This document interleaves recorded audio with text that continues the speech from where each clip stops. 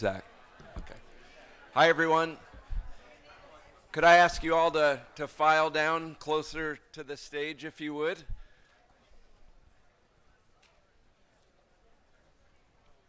Got another 90 seconds or so for discussion.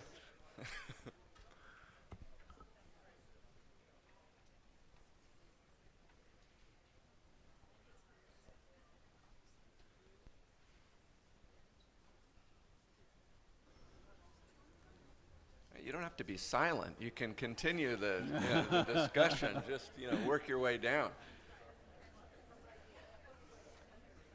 Karen, if you could come to the front of the audience, the front, please.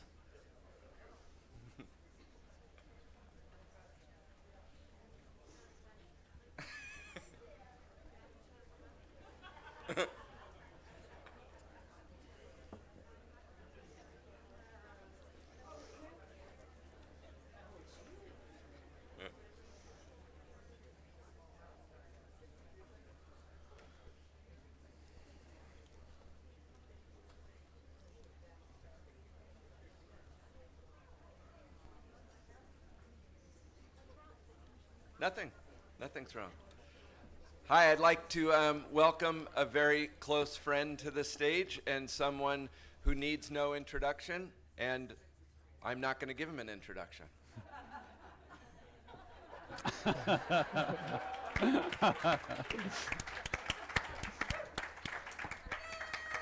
Thank you, Darren.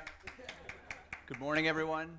My name is Wil Thorndike. I'm a trustee of College of the Atlantic, and it is my great pleasure to introduce our next speakers, Tim Garrity and Ted Widmer. Although neither attended COA, both Ted and Tim are paragons of a human ecological approach to life, pairing active involvement, a life lived in the arena, not the ivory tower, with multidisciplinary breadth. After a distinguished career as an executive at the Georgetown Medical Center and at Johns Hopkins, and as CEO of Blue Hill Memorial Hospital in Maine, Tim retired in his 40s and got a master's degree in history at the University of Maine at Orono. His thesis, All the Island Boys Are Gone, traced the lives of 6 MDI residents through the seismic upheaval of the Civil War. Tim is executive director of the MDI Historical Society, where he has been the catalyst behind the History Trust, a bold initiative to create a coalition among the island historical societies. He is also the editor of Chabaco, an excellent annual island historical publication. For fun, Tim runs up mountains, Sargent last week, and goes for exceptionally long multi-day walks all over the world trying to keep up with his wife, Lynn. Ted Widmer has extraordinary range. He's a professor, an author, an editor, a speechwriter, and a curator. And you may want to hold on to your seat while I tick through this. Ted is the distinguished lecturer at Macaulay Honors College, the Honors College for the City University of New York. Prior to that, he was the director of the Kluge Center at the Library of Congress and the John Carter Brown Library at Brown University. He is the author or editor of half a dozen history books and is currently finishing up a major book for Simon & Schuster on Abraham Lincoln's 2-week train trip leading up to his inauguration, which will be published in 2020. He was a major speechwriter in the Clinton administration and edited the Library of America's collection of the greatest American speeches. He was on the board of the Harvard Lampoon for 25 years and is a freelance acquisition editor for the David Godine Publishing House in Boston. Very cool. He's written a series of articles for NewYorker.com on a variety of historical topics, ranging from Vladimir Lenin to Donald Trump's grandfather. He's the curator of Walt Whitman, Bard of Democracy, a major current exhibit at the Morgan Library in New York, celebrating the bicentennial of Whitman's birth, which is running through September 15th if you're interested. And oh yes, he's the co-curator of The Crack Up, a year-long series in the New York Times on the year 1919, our topic this morning. And so refreshingly, in a world of increasing specialization, We have two feisty generalists up here this morning for an exploration of a tumultuous doppelganger of a year, 1919. A somewhat distant, but also tantalizingly close mirror for our own uneasy times. So please join me in welcoming Ted and Tim. Thank you.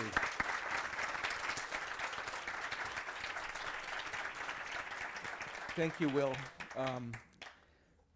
This is my second year here. It's such a pleasure to keep coming back, and it doesn't even really feel like a talk from a stage anymore. It just feels like a conversation with a lot of friends, which is what it becomes over a week because you get to know everyone so well. And I told Darren last night if as he plans, he's announcing the theme for next year, road surfacing in rural Maine. I intend to become become a world-class expert just to be invited back. Yeah. So. Yeah, we can do that. We can do that. So welcome everyone here and also those who are listening or watching on YouTube. Want to give a special shout out to Gene Evans, who I know is watching, and Gene, we hope you're feeling better, and we're looking forward to having you back later on this week. And I'd like to begin the questions for Ted with a question for you, our audience. How many of you began your day by watching or listening or reading the news? By show of hands. Almost every hand goes out. And show us by your groans how that made you feel. All right, good. So I think we're all at pretty much the same starting place. We're going to take a long view of the news and discuss 1919, the year of the crack-up, a series of New York Times digital op-ed pieces, edited, co-curated, and in part written by Ted. So, but let's begin, Ted. Tell us how you got here as a historian. Your route of travel as a historian has been unconventional. So can you tell us how we arrived at this digital project in 1919? I want to answer your question, Tim, but can we talk about Lynn for a second? Yeah, let's talk about Lynn. How does she get it all done?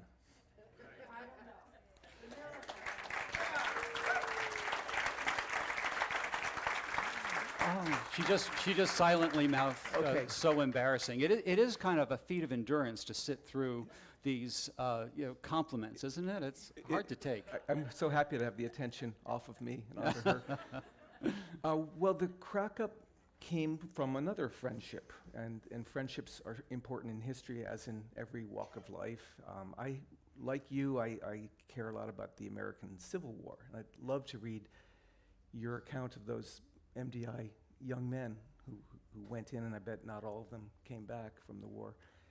And in 2010, I started an experiment about history in the website of the New York Times, which then was still kind of more flexible terrain. It wasn't, the paper was still the major part of the New York Times, and online was sort of more open for experimentation. And two young editors of the opinion page wanted to start a history experiment and cover what happened 150 years ago. And we thought we would only do it for 6 months. And it was incredibly fun, and it was really quite serious. We got great historians to write in a way that was acceptable by the standards of writing history, everything factually verifiable, bibliographies included. And it was so fun that we ended up nearly killing ourselves. We covered the entire conflict. So from 2010, Lincoln's election is November 6, 1860. We started then all the way to the end of the war, 1865, so that was 2015. We had hundreds of really wonderful history essays about the American Civil War. And when it was over, I was relieved for a while, and then I missed the intensity, and I felt like online is a very exciting place to write history. It's a little bit counterintuitive because we think of a book. A book is still the major way we get history, but historians can write fast, they can reach larger audiences, they can include great-looking illustrations, they can include maps and charts, they can do a lot online. So I was missing it, and I think COA is a part of this story because we talked a lot about democracy last year, and over the fall I was remembering the centennial of the end of World War I and how democracy was supposed to succeed after that war. That was, for a while, we thought the whole point of fighting the war was to make the world safe for democracy, in the phrase of Woodrow Wilson, and that didn't happen, obviously. So I went back to one of the editors at the Times, who is a friend, and said, what if we do a smaller series than that big Civil War one, but we just look at the events of 1919. We were attracted by the fact that it's not one of those big buzz years like 1776 or 1945, the end of World War II. It's a little bit more obscure, and that we thought that was a good reason to do it, because we could call attention to something people don't really think about that much, and that is one powerful reason to write history, not just to celebrate what's well known, but to excavate what isn't well known. And my friend said, sure, you do the first piece, which wasn't what I was hoping to hear. But then I did it, and that was a piece that ran on January 1st that set out some of the ideas, and then all year we've been and then once you start a series like this, you get a lot of people writing in who want to contribute. So it runs itself. Lynn may have that experience with Champlain Institute, people banging down the door to be invited. But that has been happening. So I reached out to maybe a dozen friends to help the series along, but now we're getting lots of wonderful submissions, and I'm thinking all the time in this weird mirror-like way, Will used the word mirror, about what was so similar about another vexed moment, 1919, and how it helps us think about 2019. Well, you begin your piece with a front page of the New York Times. It's one of the illustrations available. And for someone looking at that front page on January 1st, 1919, what are some of the major issues that a reader would confront? Well, a lot of new countries were coming into existence. A great deal had been lost, beginning with tens of millions of not just young men, but civilians. We still don't have the most accurate counts of how many civilians were killed, but about 50 million people died over the 4 years of the fighting, primarily in Western Europe, but not entirely.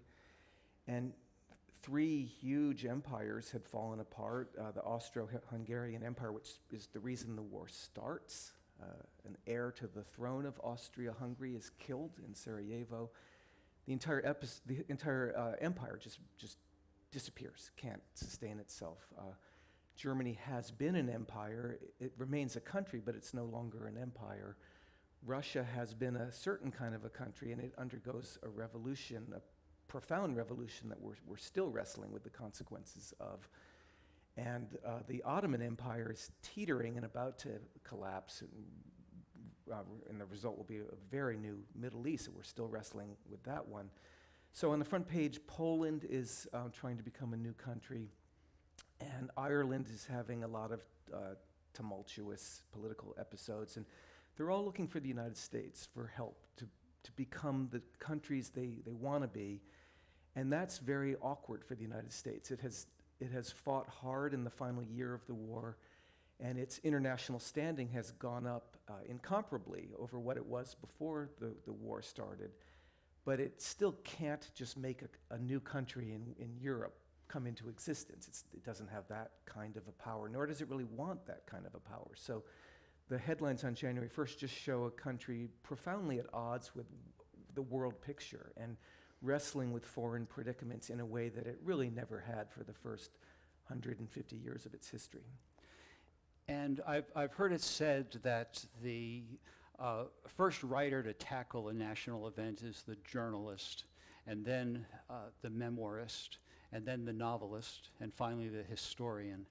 And I think some of the ground we're going to cover in our discussion is how those phases rolled out.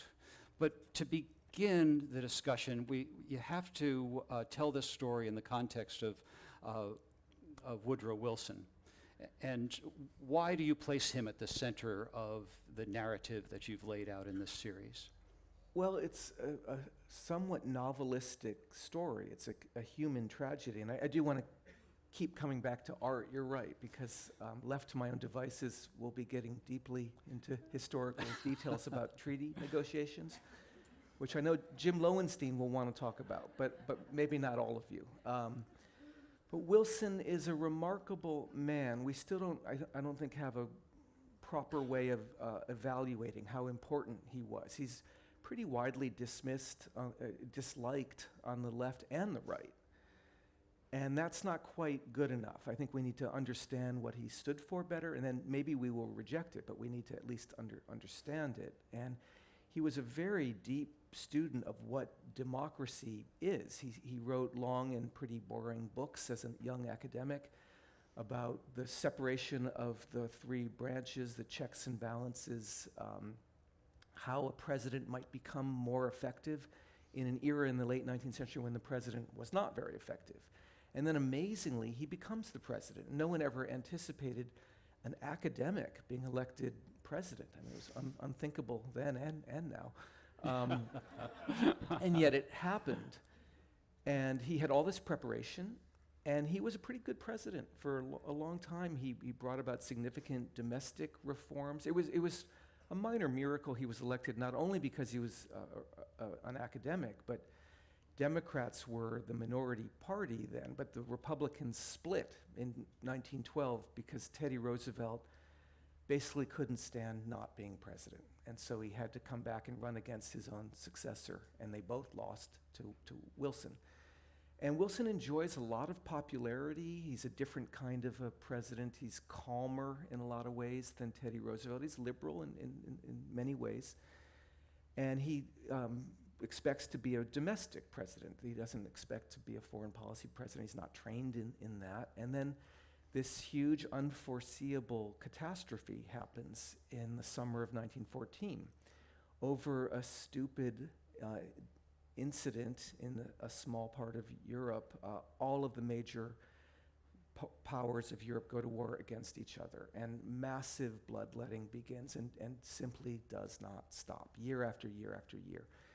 And finally, the United States is brought in, although he runs for re-election on the promise or the proud boast that he kept us out of war. So he runs as a peace candidate, basically, but conditions require him to go into the war. German aggression on the high seas and the intercept of a telegram that promised certain parts of the western United States to Mexico, just all these blunders. So he goes in, and the U.S. really goes in. It's late in the war, but it goes in with a lot of manpower and affects the war significantly and helps the Allies to defeat Germany and Germany's allies. But from the beginning, he's got this weird idealistic way of talking about what it all means. He's saying, we are going to go in because we are such a moral people and such a virtuous country that we're basically going to end war. We're going to fight a little bit, and then we're just going to end war forever, and everyone's going to be like the United States. We'll have more democracy in Europe and around the world, and fewer colonial empires, and human dignity, and everyone will be nice to each other. And that sounds really simple-minded in retrospect, and that's why I think Democrats and Republicans are uncomfortable with him, although Franklin Roosevelt cited Wilson many times in his presidency.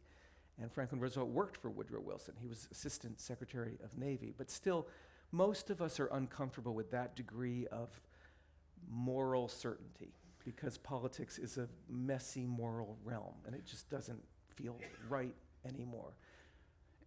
At the same time, to have an utterly amoral political universe, which is what we're rapidly tending toward right now, with no morals of any kind expressed in the world, or bad morals expressed all the time. In any category of moral thinking, we might get away with that for a while, and we are, but without moral leadership from the United States and its allies in the world, we are much more vulnerable than we have been in many years to the unforeseeable, unthinkable outbreak of conflict. And no one was less expecting conflict than the Europeans as the summer of 1914 began. So Wilson made a lot of mistakes, but I still admire certain things about him, including the belief that Americans have to step up to their global responsibilities and have to follow certain moral principles. And maybe that is at the heart of your title, 1919, the year of the crack-up. Wilson was at the wheel. So I forgot the novel. I got so into my history lesson, I forgot the novelistic story of Wilson is he forgot democracy. He's the world's #1 expert in democracy. And then he forgets how it works. He turns into kind of a messiah figure, partly because the US does really help end the war. And then his principles are very exciting to an exhausted Europe. And everyone wants desperately to believe that he's right. So he comes over to Europe for a long time. He comes for 2 very long visits in 1919, tries to organize this famous peace that he's been calling for that will end all war and promote democracy and promote this phrase, self-determination of peoples, which is one of the phrases that he was later most criticized for using because he was so inconsistent in using that phrase. But he begins to offend his fellow diplomats in Paris, where the heavy lifting is going on. He's sort of godlike and unapproachable, and he doesn't like to compromise. Compromise is the essence of democracy. That's what he's been writing his early academic books about. And no one can even get into his room to see him. And Clemenceau, the French prime minister, complains about Wilson's famous 14 points and says even Moses contented himself with 10 commandments. And so Wilson is becoming unpopular even as he's the most perfect political thinker, according to himself. And then it gets even worse when he brings the treaty back. The treaty is flawed. It's not really a very good treaty, unfortunately. But he thinks it's perfect. And it brings it back, and the Senate has reservations. And he barely even notices, well, he certainly notices, but in the fall of 1918, a Republican majority has been elected to Congress. And that's another way we're in a kind of similar situation right now. Congress has shifted parties. So you've got a president on one side and a House on the other, House and Senate. And the Senate isn't very happy with this treaty. And so they demand certain changes. And Wilson says, I will not change one period of this treaty. And that's not really democracy. That's king-like behavior. And he refuses to believe that the Senate will dare to reject his treaty. And that's exactly what they do. They reject the treaty. So it's extremely embarrassing for him. He still wins the Nobel Peace Prize, but the US does not go into the League of Nations, which is his pride and joy. And as a result, the US is more removed from the world picture in the 20s and 30s than it would have been otherwise. So that's the human tragedy. Oh, and then he nearly kills himself because, and here's a parallel with the modern moment, he's so sick of Washington and his defeats at the hands of Congress that he decides to speak at large and chaotic rallies to the American people.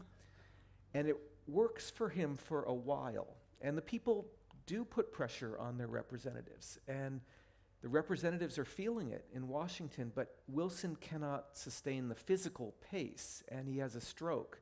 He has a series of strokes in the fall of 1919, which secretly incapacitate him. So this is a crisis of democracy that no founding father had ever really anticipated. A president who's sick, who can't do his job. And what ended up happening is his wife took over a great deal of his presidential responsibilities and sort of secretly hid him from view, but he was a shattered version of his former self. So that's the novel of Woodrow Wilson. He was a genius of democracy who failed to get a good democratic theory done in Paris and then failed to work through known democratic systems to get the American people behind it. And 1919 was a momentous year in terms of race in America. And you wanted to include this image of Jackie Robinson. So tell us what's going on in that field. So one of the really serious blind spots of this expert on democracy is he does not really believe in the self-determination of a large part of his own people. It's a pretty serious flaw in his thinking, which he mostly got away with in the public debate of 1918 and 1919.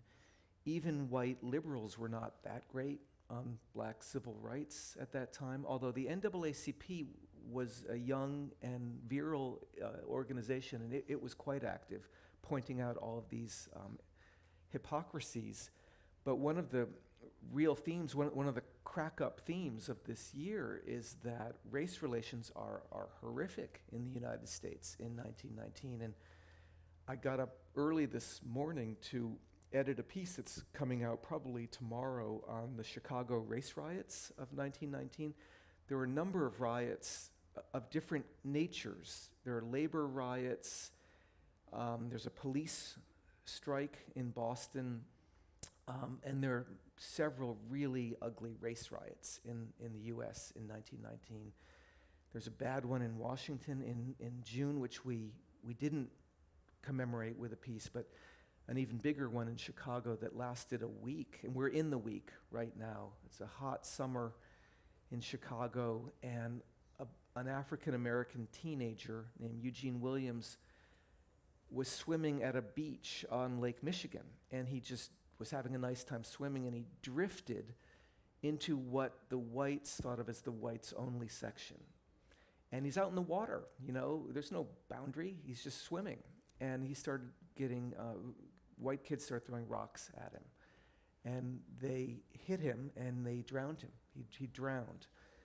And it was a savage murder in a very civilized city, and it led to incredible violence on both sides, and sort of a week of really horrific racial violence. And one of the serious underlying causes was that African American soldiers had done a fantastic job fighting for the United States and for the cause of freedom and democracy, and everyone knew it. And in fact, Europeans loved them, and we can trace a lot of the causes for the spread of excitement over African American culture, and we'll hear a great presentation tomorrow on the Soul of a Nation show. But a lot of enthusiasm in Paris over American black culture, often more enthusiasm in Paris than here in our own country. But in New York, there was a famous regiment, the 369th Infantry, who were called the Harlem Hellfighters, who fought brilliantly in the war. And their band was one of the first ways people could hear jazz music. And so jazz, black literature, black painting are all coming out of a sense of pride that black fighters fought very well in the war.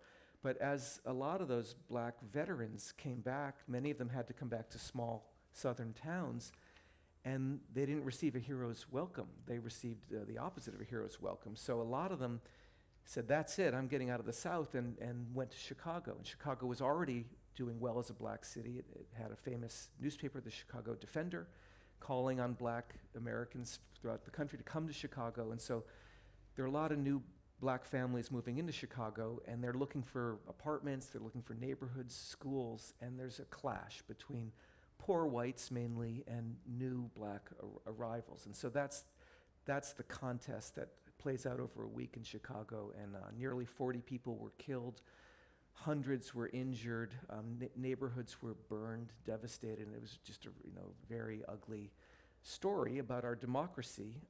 At the same time, there is a lot of heroism in the country. A lot of black people stood up for themselves. A lot of white people looked at this honestly and said, this is morally unacceptable. We can't be in this kind of country anymore. And people like Jackie Robinson grew up. And Jackie Robinson's born in a small Georgia town in 1919, Cairo, Georgia. And his father left the family when he was 3, and his mother moved him and his brothers to Pasadena, California. So they didn't move to Chicago, they moved very far west, and he grew up in a pretty tolerant society, went to a good high school, went to a junior college and then college, and was an athletic star, and came along at the right moment to be the person he became. So there's hope as well as despair in this year. And a few miles away, born in the same year. Yeah, I mentioned that in that first piece. George Wallace is born just on the other side of the Alabama-Georgia boundary, and he didn't reconstruct himself too well. Although, I actually have to say, at the very end of his life, in 1962, he was 100% on the side of segregation. And in 1968 and 1972, he's still not great and is against busing, which busing has now come back as a volatile topic again. But near the end of his life, he was more relaxed and more racially colorblind than he had been as a younger politician. You know, we've many acts in American politics, and the attempt to rehabilitate himself at the end of his life is an interesting chapter, George Wallace. So, Ted, we come to a time when poets started to express themselves in the context of this time. And William Butler Yeats wrote a poem titled 1919. But as we prepared for this, you thought that perhaps his poem, The Second Coming, expressed the mood of this time and captured a cultural moment. And Right. we thought perhaps that if you might want to read a section of this. I have to put on the glasses for that. for this one, yeah. It goes to the second page. The too. Second Coming. By the way, we did a semi-scientific survey, and we've determined this is the most overquoted poem of the 20th century. And now I will make it the most overquoted poem of the 21st century. But The Second Coming, it's a beautiful poem. It's a beautiful, strange poem about impending disaster. Turning and turning in the widening gyre, the falcon cannot hear the falconer. Things fall apart, the center cannot hold. Mere anarchy is loosed upon the world. The blood-dimmed tide is loosed, and everywhere the ceremony of innocence is drowned. The best lacked all conviction, while the most are full of passionate intensity. The worst are full of passionate intensity. So a blood-dimmed tide, a world that's fallen apart, and the shock and dismay is reflected in the work of poets. And we also see And one reason that's so overquoted is it describes the despair of the left at the moment, where the right wing seems to swagger on the political stage in many countries with complete self-confidence, despite no attempt to justify any of their positions with any relationship with historical accuracy. And the left is trying to get its act together, and as we've seen over the last 2 nights, there are many different lefts, and they don't agree with each other at all, and no one knows what will be the future of the Democratic Party. So sorry to interrupt. No, please. And not only, of course, the reaction we're contemplating is not at all uniform. There are many different expressions of what happened in the years leading up to 1919. And one of the things you say in your column was that rascality was another feature of life. And how did you see that expressed? In fact, it turns out we don't have a monopoly on virtue in the United States, despite Woodrow Wilson's hopes. We are a great country. I have no doubt about that, and I'm a patriot on the Democratic side, and I often wish we could merge those two ways of thinking together better in the way that Franklin Delano Roosevelt did so confidently. But we struggle with what it means to be virtuous. And I'm sorry, your question is? So in what ways did rascality express So itself? There's many people looked at this time as a breakdown of social order and morals. Well, there's rascality everywhere you'd care to look. The Democrats have their usual kinds of politicians, corrupt city bosses, southern state bosses who are keeping the segregation going for very, very powerfully for another generation.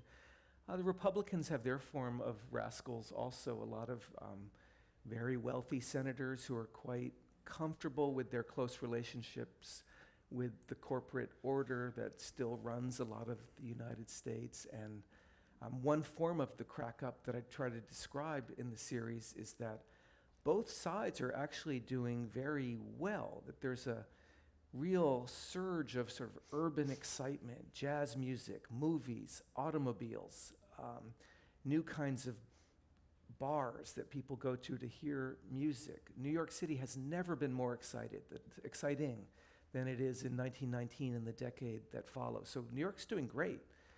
But the South and the West are also very powerful, and prohibition is easily put through Congress banning alcohol. That does not end the consumption of alcohol. It just ends the legal sale of alcohol. And fundamentalism is really rising quickly. We had a great piece on how strong fundamentalism is as the war is ending. And the poem, the Yeats poem, has a lot on the book of Revelation and the vision, the kind of terrifying vision of what it will actually be like when Christ returns. And a lot of fundamentalists want that to happen. If you read the book of Revelation carefully, there are a lot of scary animals flying in the sky and earth opening up and swallowing. It's like a nightmarish end of a Harry Potter movie or a Tolkien novel.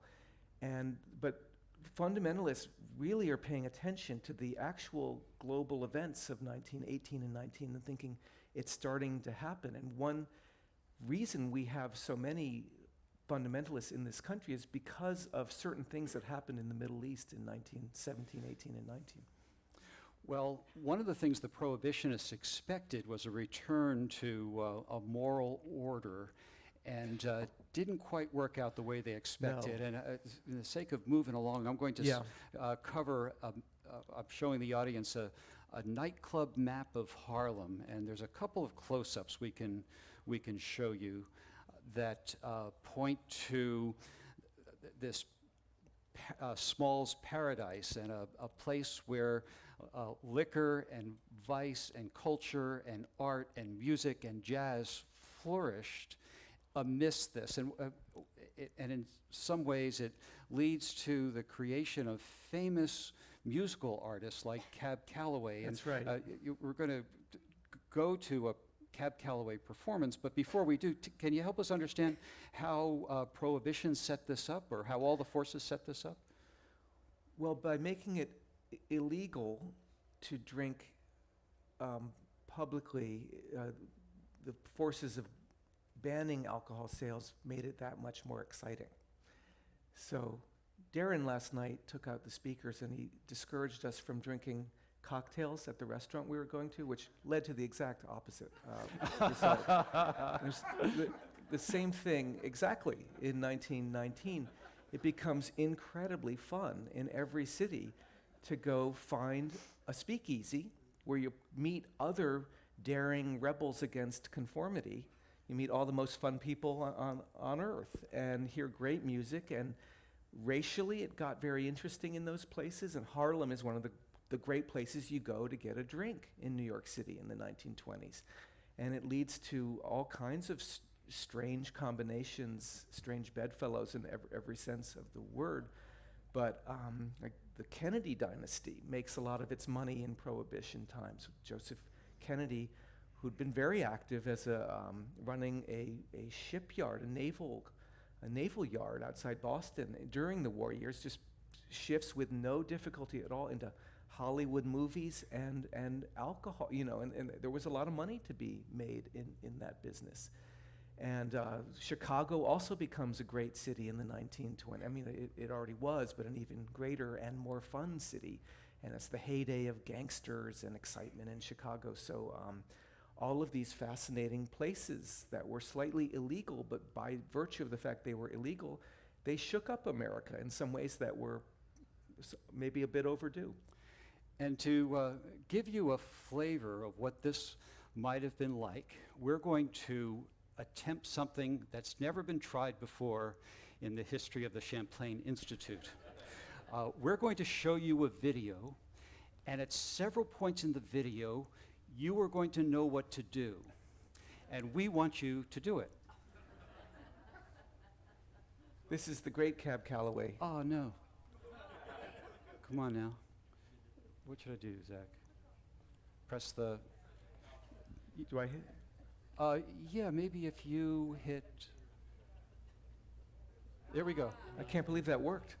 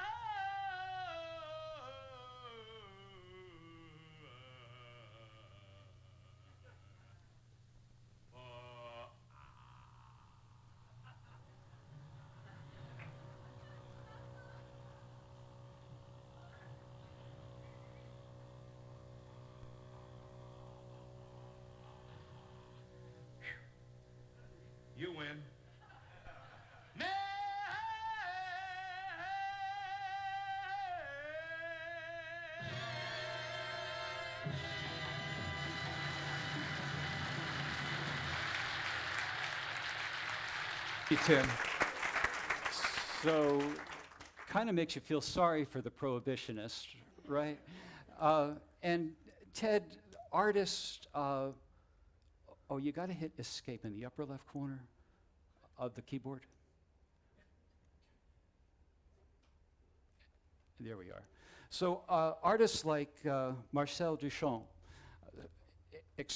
and others express themselves in all kinds of ways that express dissent against the established order. And we want to take you through a few of these, just kind of a quick survey of a handful of artists. Can you touch on these as we go through? Absolutely. And it's been so stimulating to think about art all week, and I hope we'll refer back to earlier sessions in Q&A. But this is a somewhat notorious kind of an altered drawing by the French artist Marcel Duchamp, who just, I mean, the new generation had such contempt for the old generation that had caused the war that, yeah, dissent is probably too mild a word for what was often absolute rejection of everything old. And so this is the most famous painting ever made, Leonardo da Vinci's Mona Lisa, and Duchamp just drew a mustache, and then these 5 letters, which in French slang mean something extremely obscene, which he once translated as, "There is a fire down below." But it means, in French you would say, "Elle a au cul," which means she has a hot behind. It's a pretty safe way of saying it, yeah. And so he's just sticking his thumb in the eye of the old order. And then Sargent. Well, so this is a strange, beautiful painting, a very surprising painting from John Singer Sargent, who we think of as painter of society matrons. This is a really graphic image of young men who can't see because of the chemical weapons that were. This is like the utter breakdown of Western civilization, is both sides were gassing all these young men, blinding them, poisoning them, with the effect that even those who lived often had, couldn't live normal lives for the rest of their life. And so give Sargent credit for trying to depict an almost unspeakable reality, although I don't think this was that satisfying a painting to anyone, because it was just a reminder of how bad reality was, and it was often more satisfying to just take the Marcel Duchamp route and just do something extremely sarcastic. But this is an attempt to show what reality was like at the front. And how about Audrey Matisse, interior at Nice? Well, he's been an important painter already, and he will continue to be an important painter for a long time. But I noticed Tim and I have been emailing a bit, and the talk's been very stimulating, and Julian's talk was really enlightening about the Bloomsbury group. But a lot of these people are looking out windows, and I think they almost can't even bear to think about what has happened. So there's a desire to look out the window at some other reality that might be better. So Matisse does a lot of window. He's in the south of France for most of 1919, where he is a lot of his life. And he does a lot of looking out of windows at what might be a better future. And Picasso. This is another window, a little bit more cubist, but a real window around the perimeter of the painting, and then some of his familiar cubist images, like a guitar in the middle of it. Picasso is a bit all over the place. Well, I think he was throughout his life. It's one of the reasons we love him. But if you just put in Picasso 1919 in a Google search, you'll see a lot of different, you'll see some figurative art, just portraits of people, and some lingering cubist art, and then something like this sort of in between. And going back to Julian Bell. Julian showed this image. This is Vanessa Bell looking out a window at Charleston, and it's a beautiful painting, and I cannot say she's thinking the same thoughts as Matisse and Picasso. I just noticed the windows, but the war was devastating in the British countryside, and we have a number of people here who can speak better than I can about that, including my good friend Elizabeth Hodder, who wrote a senior thesis more years ago than I will mention, when we were both seniors at Harvard, but hers was on Rupert Brooke, the young British poet. And, in all of these small towns, it's not really the tranquil English countryside anymore. All these wounded young men are coming back with their faces scarred or limbs missing, trying to work on the farm or in some way gainful employment. It's hard to find. And of course, the men who didn't come back are missed greatly. And Vanessa Bell also illustrated the covers of Virginia Woolf's novels. And we want to switch and touch briefly on several literary figures. So perhaps you could talk about literature in general or to particular artists that you'd like to mention. I'm so embarrassed to admit I've never read Virginia Woolf. Isn't that a shock? Do I have to leave now? I've read a lot of American literature from this period. Maybe we can shift onto that topic. But you see beautiful typography going on. And there's a lot of great typography in the 1920s as another way of just getting away from pre-war Europe and the old hierarchies. Young people are doing exciting things with typefaces. And the Bauhaus does a lot with typeface. Well, I want to read a brief quote from in the series. F. Scott Fitzgerald wrote, "Here was a new generation, grown up to find all gods dead, all wars fought, all faiths in man shaken." And Sherwood Anderson wrote, "It's quite important to get the record straight and make sure that nothing goes down to posterity which will mislead future generations into believing that this age of ours was anything to brag about." How have we start to move forward now, and how have we heeded or failed to heed Anderson's warning? Those are good quotes. We had a good piece on Sherwood Anderson, who's not very well remembered anymore, and that's the best idea of this series, is to bring back serious people who we've forgotten a little bit about. And Anderson inspired Faulkner, who we do remember. And Faulkner's first novel, Soldier's Home, is about an incomplete veteran, very badly wounded. And sort of, the psychological wounds are as bad as the physical one, coming back to his small town. And so Faulkner, the great William Faulkner, comes out of this trauma. But those quotes convey accurately the utter contempt of the young for the old generation and the way they talked, the formal way they talked, the formal way their houses looked, the formal cushions they put on their sofas. Everything had to be thrown out, and everything new was beginning, and there was anger in it, but there was also great excitement about all the new ways of thinking about art and literature coming in the 1920s. And as we know, it was a tremendously stimulating time. And we want to touch on the Bauhaus. So the Bauhaus, Germans are going through their own very complicated processing of a war that's gone even worse for them than it has for everyone else, although it goes badly for everybody. But Germany is destroyed. The system of government is thrown out. The Kaiser is thrown out of the country. And a new, very fragile republic tries to start some democratic practices, the Weimar Republic. And in Weimar, Walter Gropius, the man on the right, who looks actually much more like an old-fashioned person than a new-fashioned person in this photograph, but he opens a new kind of art school called the Bauhaus, and it's a fascinating place where some of the freshest thinking is happening, and it makes sense because Germany is the most destroyed place, so they most need fresh new thinking. But it's very difficult for them. There are paramilitary right-wingers on the streets beating up left-wing thinkers. There are paramilitary, very far to the left, communists who are excited by the Russian Revolution, which is still going on and not yet finished. And so it's really tough. Things fall apart. The center cannot hold. It's very hard to have a life of integrity between these political extremes. And Gropius founds this beautiful small art school where they start to redesign everything: book covers, furniture, clothing, buildings, windows, everything you can think of. And it's a fascinating place. There are many Bauhauses.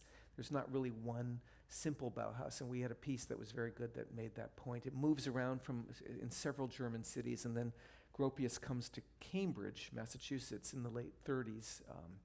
One of the first groups of people the Nazis go after with the rise of Hitler is the artists at the Bauhaus and all the people associated with that brief window of German liberal constitutionalism of the Weimar Republic.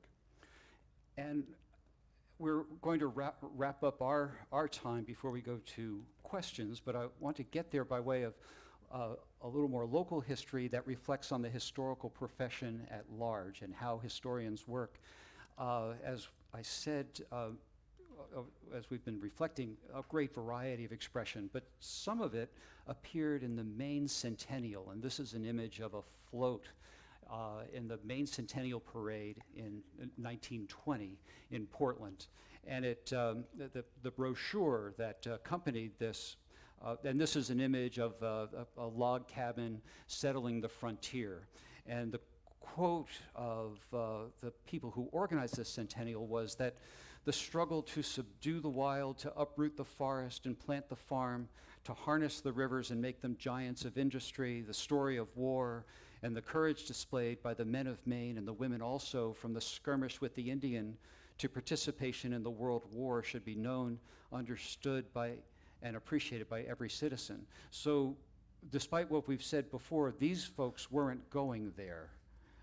And it's often said that the work of the historian reflects the current time as much as the past. So my question to you, Ted, is to what extent do you see current history reflecting the current time, and how are we expressing history in a way that's different from historians 100 years ago?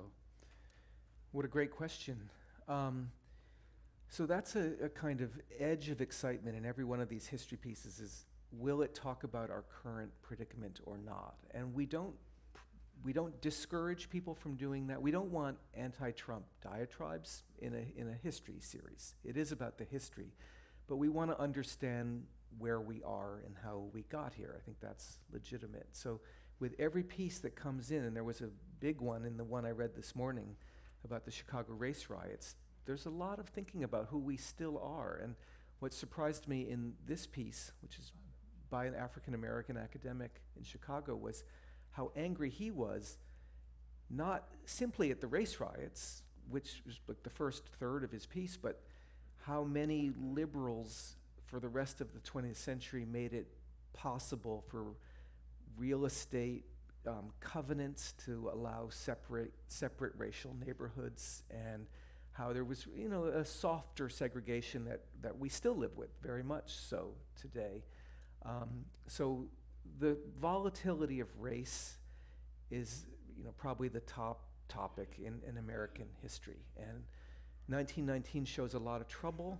It shows some progress too, and I try to keep hold of the progress. I try not to get too negative in my own writing.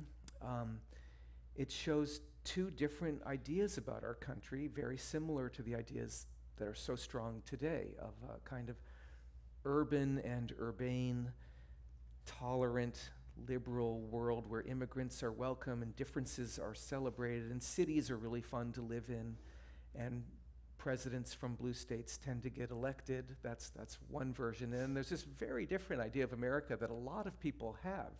They may not be numerically superior, but they are politically superior a lot of the time because of the Electoral College, of a rural, mostly Christian, mostly Protestant nation in small towns. And small towns are great. We're in a small town here. Conservative in their morals, and that's not a bad thing. To believe in your faith very strongly and that it gives you ideas about how to live life, that's a good thing. But the two visions clash, and they often clash in very ugly ways. And so we're seeing that now just as we did 100 years ago. And to go back to last year's Champlain Institute, we're just seeing how tricky democracy is. It's this word we throw around with total abandon as if we know what it means. Different people mean very different things when they use the word democracy. It means something different at the local level. I bet local governance of Bar Harbor is really good. I bet there are Republicans and Democrats who really like each other because they know each other, and they just, maybe I don't know what I'm talking about, but but it gets worse and worse the higher up you go, and now we have a very dysfunctional democracy, and the country that feels that it invented democracy, there are other nations also invented important things along the way that are part of what we call democracy. But we feel it began in 1776, and we're great at it, and we can't believe anyone would ever have a different system. In fact, we're not that great at our own system, and we're worse at it than we were a generation ago. And some of it is bad actors. Don't have to name names, but there are bad actors in our politics. Some of it is systemic rot that we can't solve very easily. Like, I think the internet is really messing up our democracy, and that's not a liberal or a conservative thing. Everyone loves the internet, but it's fueling this horrible polarization that makes it very hard to even talk to someone who you differ with. And we've heard a lot of great speaking in this week about the value of talking to people who are different. And just Sam yesterday, my old friend Sam Sifton, just eating with people who are different. Really good politics. You hear why they think the way they do, and you don't hate them afterwards. And it's much easier to hate someone like a troll on the internet than a human being sitting at the same table as you. I think one of the things we have to acknowledge as historians writing in the present time is that we must have blind spots, so that while all the celebratory work of the Maine Centennial was being acknowledged, in May 1919 at the Star Theater in Bar Harbor, we were screening a major showing of Birth of a Nation that extolled the Klan. So, Ted, we talked about race and racism, but my question pertains to blind spots. In what way do you think the 1919 couldn't see what was right in front of them, and perhaps the same could be true of us today? Well, that is a great question and a great archival find, and you have to give credit to Tim, and that's what I love about this series is historians do the hard work of finding the evidence. It's not just arguing, you have to find evidence, and that's a shocking artifact from the history of Bar Harbor. But Bar Harbor wasn't worse than any other place. This was an extremely popular movie, smashed all records, made gobs of money for everyone, and at the same time did two things that were sort of the opposite. They showed incredible technological know-how of Americans. They were so capable, and it showed the power of a 2-hour movie, which movies had been shorter. Now they're all about 2 hours. A director with a strong artistic vision and the political power to get 18,000 people, and try wrangling 3,000 horses for your next movie. And he made huge amounts of money, as I said, and he just showed a really important new American industry coming together. But it's horribly racist. It's from a novel that celebrates the KKK and treats African Americans as sort of semi-human savages, and remembers slavery falsely as this kind and benign system that was wonderful for everyone involved. So it's absolutely terrible history and immoral, but it was a sensational moneymaker at the box office and a kind of dazzling display of virtuosic skill. So yeah, there were a lot of blind spots in here. And what are our blind spots today? That's a great question. I'd say we're not very good right now at seeing, some of us are better than others. I think Susan Sarandon is very good at seeing people who are invisible. So we don't see a whole lot of the Mexican immigrants, or they're mostly Guatemalan and Honduran immigrants in the confinement centers at the border. That was one of the reasons it was so shocking to see that photograph a few weeks ago of the father and his daughter who had died crossing the Rio Grande, which, in addition to being a documentary piece of evidence, piece of journalism, it may be reproduced in the future by artists who are thinking about how can I dissent from these, because that was a powerful image, just the way a few years ago there was an image of a dead Syrian baby floating in the Mediterranean. We don't like to look at those things, but they are reality, and they help guide us to better policies. So I think seeing people who are racially unlike us and remembering why America is so attractive to so many people, if we're going to create a great country, and we have, and if we're going to stand for all these high virtues that we want the world to admire, which we have, we have to then expect a lot of other people to want to come here. And we need to design humane and intelligent policies that address all concerns, let people in, but in numbers that we can realistically take care of them, but something that works. And right now we just have a lot of people shouting at each other. Well, we have blown through most of our time. We have time for a couple of questions. Let me put it this way. Raise your right hand if you have a real question, and your left hand if you have an extended comment. Dave. So just going back to Versailles, it was glaringly obvious to people like John Maynard Keynes that this was going to fail. But nobody seemed to pay attention. And I wonder if you think the press was somewhat guilty in maybe having a blind spot. Good question. Keynes is a great figure to mention briefly because he connects Bloomsbury with the end of the war. And he was in Paris for the negotiations, as you said. And he's a great writer, although the list of great economic writers is very small.